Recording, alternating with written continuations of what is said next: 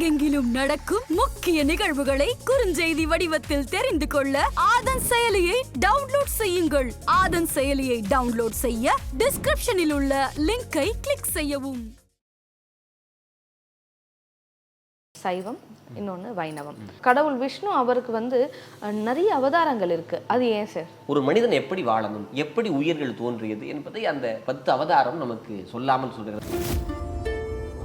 இன்றைக்கோ பெருமாள் அவதாரம் எடுத்து கடவுள் பாதி மிருகம் பாதி கலந்து செய்த கலவை நான் அப்படின்னு முதல்ல தசாவதாரம் எடுத்தவர் யாருன்னு கேட்டா பெருமாள்னு சொல்லணும்.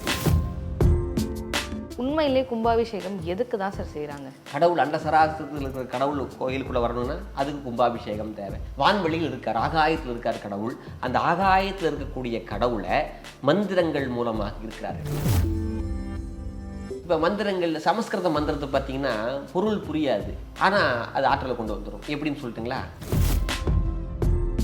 ஆண்டவனை அந்த கல்லாக இருக்கக்கூடிய ஒன்றுக்குள்ள கலையாக இருக்கிற கடவுளை கொண்டு போய் சேர்க்கிற ஒரு அற்புதமான விஷயம் தான் கும்பாபிஷேகம். ஆதன் ஆன்மீகம் நேயர்களுக்கு வணக்கம். ஆன்மீகம் சம்பந்தமாக நிறைய விஷயங்கள் நம்ம சேனலில் பார்த்துட்டு இருக்கோம். அந்த வகையில் ஆன்மீகம்னா என்ன, ஆன்மீகத்தில் என்னென்ன விஷயங்களை எப்படி அணுகணும் அப்படின்னு சொல்லிட்டு நமக்கு நிறைய விஷயங்களை ரொம்ப தெளிவாக கொடுத்துட்ருக்காரு பேராசிரியர் சிவ சதீஷ் அவர்கள். இன்றைக்கி நம்மளோட இணைஞ்சிருக்காங்க. வணக்கம் சார். வணக்கம். நம்ம இந்து சமயத்தில் இன்னும் ஒரு விஷயம் ரொம்ப முக்கியமாக பார்க்கப்படுது. ஒன்று சைவம், இன்னொன்று வைணவம். இந்த விஷயத்தில் பார்த்தீங்கன்னா கடவுள் விஷ்ணு அவருக்கு நிறைய அவதாரங்கள் இருக்குது. அது ஏன் சார்? அதாவது ஆன்மீகத்தை கொஞ்சம் அறிவியலோடு சிந்திக்கலாமா? இப்போ அவர் என்றும் இருப்பவர் தான். ஒவ்வொருவருக்கும் ஒவ்வொரு காலத்தில் ஒரு பிரச்சனை வரபோது தானாக தோன்றுகிறார்னு சொல்லக்கூடாது, உதிக்கிறாருன்னு சொல்லணும். தோன்றுவது புதுசாக வர்றது. இப்போ டார்வின் கோட்பாடுன்னு ஒன்று சொல்கிறாங்க. எப்படி உயிர்கள் வந்துச்சு அப்படின்னு சொல்கிறாங்கல்ல, நீரில் தான் வந்துச்சுன்னு சொல்கிறாங்க. இதை தான் அவர் காட்டியிருக்காரு. இப்போ நீரில் மட்டுமே வாழக்கூடியது மீன், அதுதான் மச்ச அவதாரம்.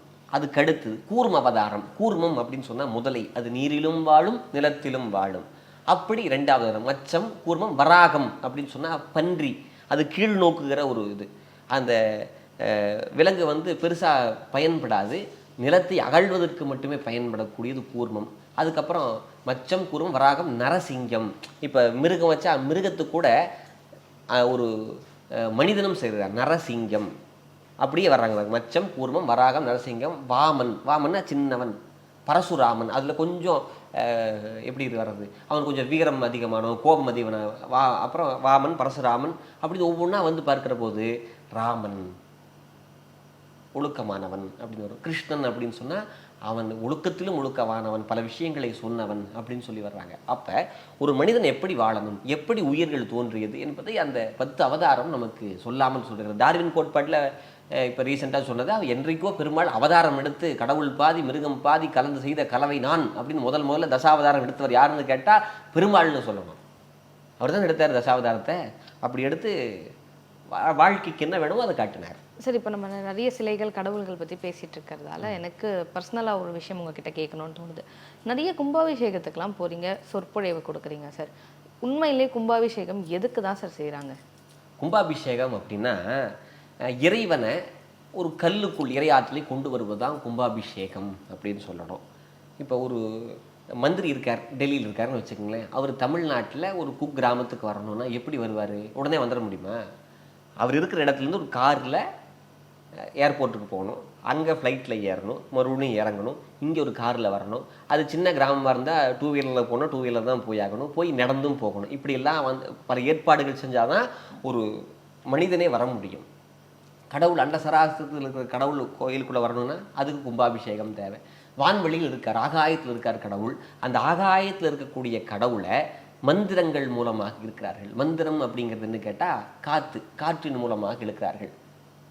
ஒன்று. 2வது, அந்த காற்றின் மூலமாக வந்த கடவுளை நெருப்புக்குள்ளே இறக்குறாங்க. யாகம் பண்ணுறாங்க பார்த்தீங்களா, அது நெருப்புக்குள்ளே இறக்குறாங்க. நெருப்பிலிருந்து மறுபடியும் நீருக்கு கொண்டு போகிறாங்க. குடத்தில் கலசத்துக்குள்ளே நீர் இருக்கும், நீருக்குள்ளே கொண்டு போகிறாங்க. காற்று, நெருப்பு, நீருக்கு அடுத்து அதை கல்லாக இருக்கக்கூடிய கடவுள் மீது ஊற்றுகிற போது பஞ்சபூதங்களுடைய தாற்பயங்களாக கும்பாபிஷேகம் நடைபெறுகிறது. இது உண்மையாகவே பல நுட்பங்களை உடையது. முருகப்பெருமான் வந்தது அப்படித்தான். முருகப்பெருமான் எப்படி சிவபெருமானுடைய நெற்றிக்கண்ணிலிருந்து தோன்றுகிறாரு.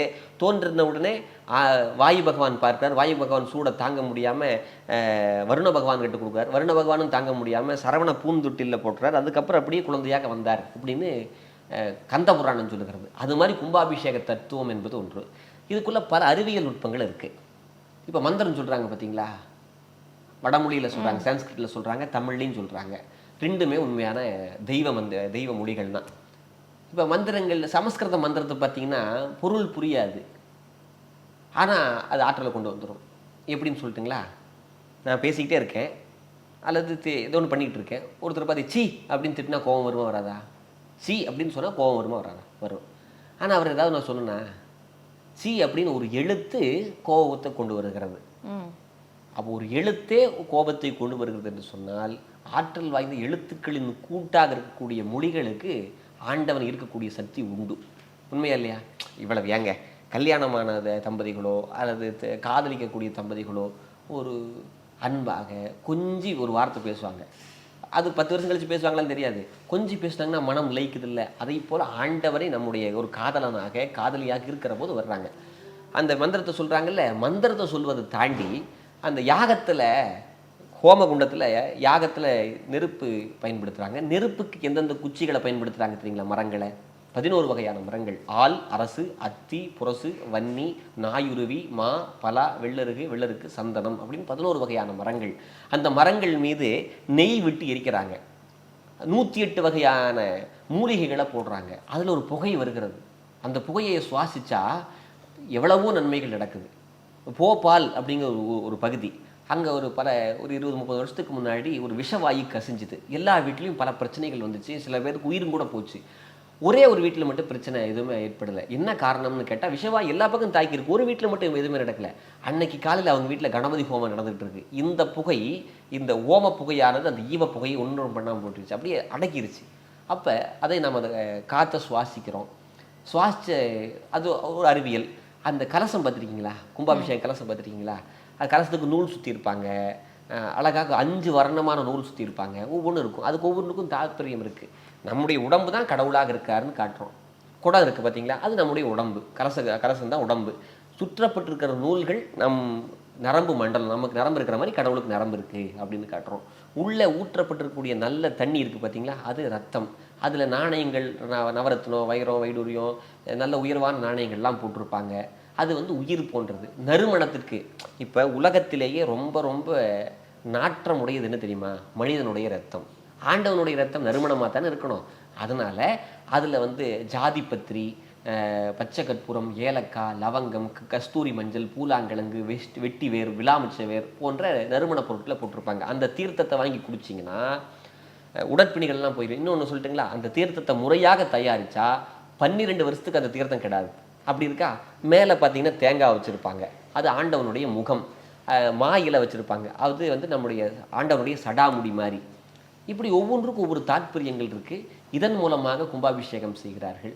அப்படி ஆண்டவனை அந்த கல்லாக இருக்கக்கூடிய ஒன்றுக்குள்ளே கலையாக இருக்கிற கடவுளை கொண்டு போய் சேர்க்கிற ஒரு அற்புதமான விஷயம்தான் கும்பாபிஷேகம். ஓகே சார், நீங்கள் நிறைய கும்பாபிஷேகம் பார்த்துருக்கீங்க, நிறைய சொற்பொழிவு, முன்ன சொன்ன மாதிரி நிறைய சொற்பொழிவு ஆற்றிருக்கீங்க. அந்த மாதிரி நீங்கள் ரொம்ப ரசித்தது, இல்லை இந்த கும்பாபிஷேகத்தில் நடந்த இந்த ஒரு விஷயத்தை நான் என் வாழ்க்கையில் மறக்கவே மாட்டேன் அப்படின்ற மாதிரி ஏதாவது விஷயங்கள்? கட்டாயமாக இருக்குது. ஒரு வாரத்துக்கு முன்னாடி திருச்சி மலைக்கோட்டைக்கு பக்கத்தில் ராமலிங்க நகர் அப்படின்னு ஒரு பகுதி. அந்த பகுதியில் ஒரு கும்பாபிஷேகத்துக்கு வர்ணனைக்கு கூப்பிடுறாங்க. என்ன கூப்பிடலை ஆக்சுவலாக. அங்கே வர்ணனை திலகமாக விளங்குகிற தேவகோட்டை ராமநாதன் வர்ணனை அப்படி பண்ணுவார். காசி, தஞ்சாவூர்லாம் பண்ணுவார். அவர் கூப்பிட்டுருக்காங்க. பட் அவரால் வர முடியலைங்கிறனால என்ன போக சொன்னாங்க.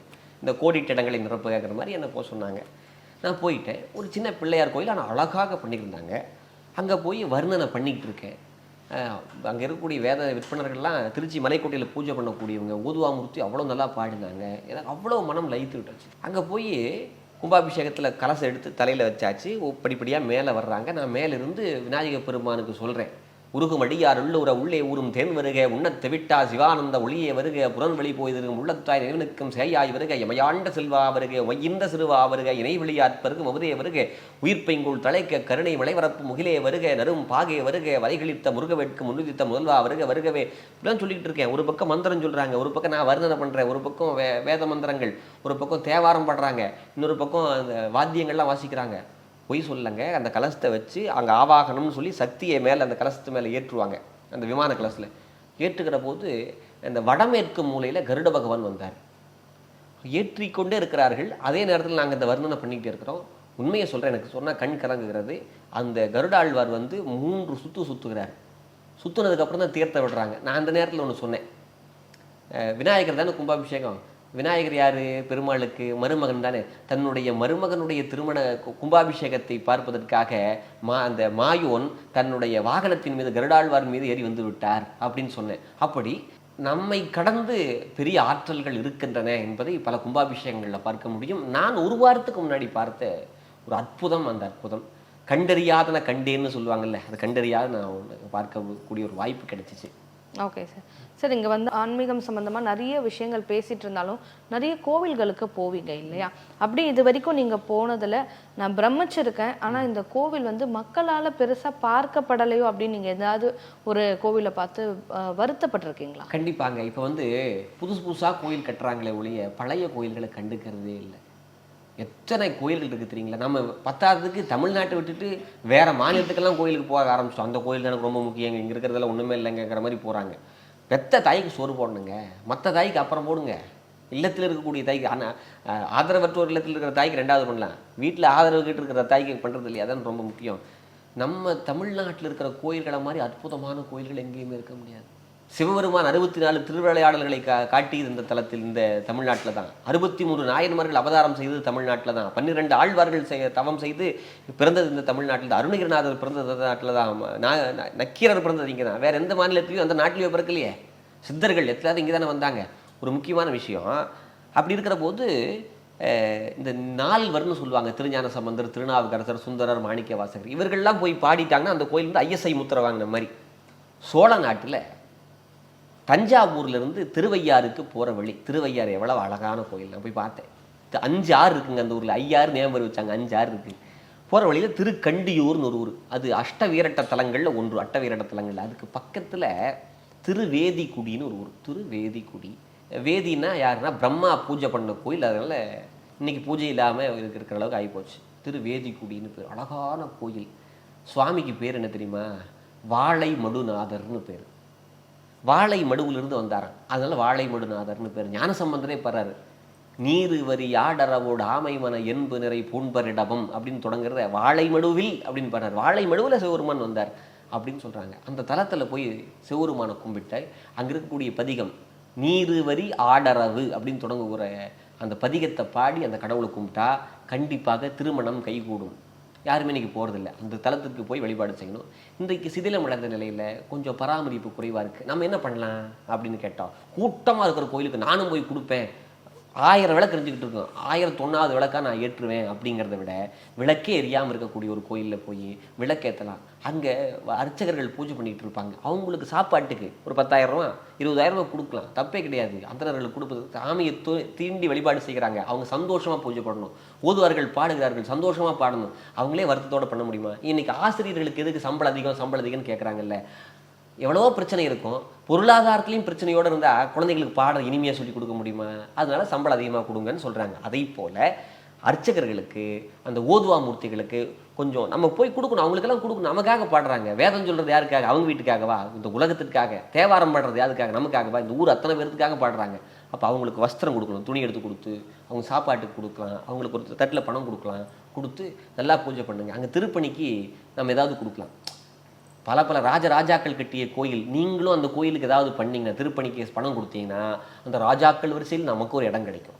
புதுசாக கோயில்கிட்ட என் தெருமுனையில் ஒரு கோயிலை கட்டுறேன் அப்படிங்கிறத விட அது திருக்கோயில்களாக இருக்கக்கூடிய பெருங்கோயில்களை பெருக்காறு சடைக்கணிந்த பெருமான் சேரும் பெருங்கோயில் 70 மற்றும் கரக்கோயில் கழிவொழில் சூழ் ஞாழக்கோயில் இருக்கோதி வரையவர்கள் வழிபட்டு ஏற்றும் இளங்கோயில் மணிக்கோயில் கொகுடி கோயில்னு நாவுக்கரசர் பாடுறார்.